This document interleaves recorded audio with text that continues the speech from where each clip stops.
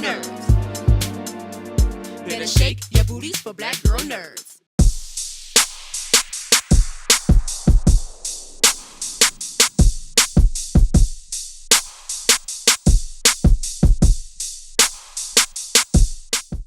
Hey, so Insidious 4. Yes, sir. First off, right off the bat, this is my favorite Insidious movie. Wow. Yeah, I would totally say that. And I saw it yesterday with a total neophyte to the series, and she really enjoyed it too. So I think it's kind of okay drawing those kinds of people in.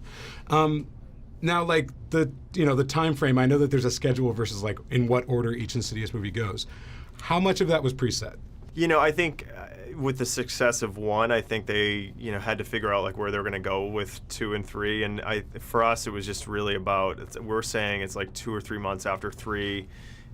Specs and Tucker have moved in with Elise, and they're starting this sort of like neophyte business. And but in terms of like, the chronology, I think that Lee has a better handle on, because it obviously just does jump around and so forth. And for us, it was, because of the further, I think Lee has a bit of creative license to do things that are nonlinear. It was important with Chapter 4 to sort of close the loop and then sort of bring us back to where we started the franchise. Right. No, that makes sense. One of the things I love in Insidious, avoiding spoilers. One of the things I love about this particular Insidious film is that the stakes kind of change a little bit. There's something more in here. There's like more in here about real abuse or like real damage to people, and not just the idea of ghosts. Was all that deliberate? Like, were you looking to kind of raise it a little bit with this particular story?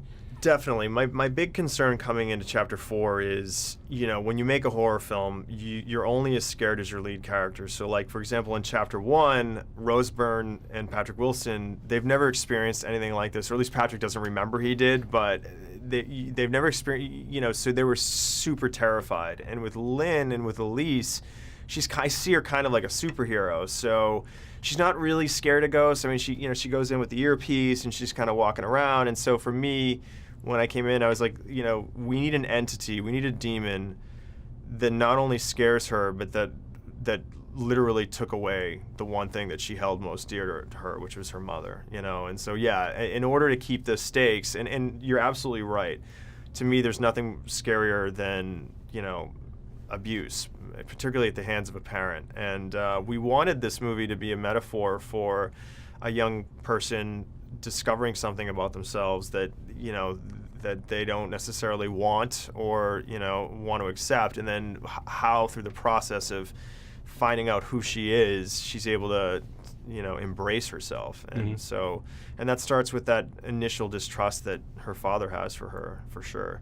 I always say, if you take the horror stuff out, the jump scares, and if it's a compelling story, then you're really cooking with gas. And I feel like this movie has that in spades. I agree. Yeah, and the way it kind of like jumps through time and kind of gives you a sort of more thorough reading of who Lin Shaye's character is.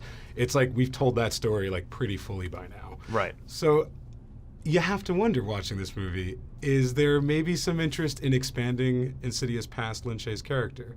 Is that at all a possibility? I know Lee has designs on all kinds of things he wants to do. It certainly does set up Imogen as a potential inheritor of the business.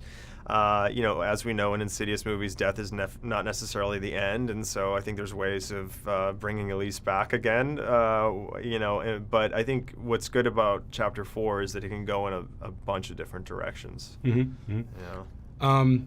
I also like that Chapter 4 had more people of color in it. Is that at all an interest in looking ahead in Insidious movies? I always try to cast diversely, and I think it was Garza, although he turns out to be a bit of a victim himself, it is important, and the world is multicultural, and so and I think it's beautiful that Insidious is I think that was definitely a conscious choice to open it up. So awesome. Yeah. All right, thanks so much, yeah, man. Thank you. I'm excited. Thank you. Better shake your booties for black girl nerds. Better shake your booties for black girl nerds.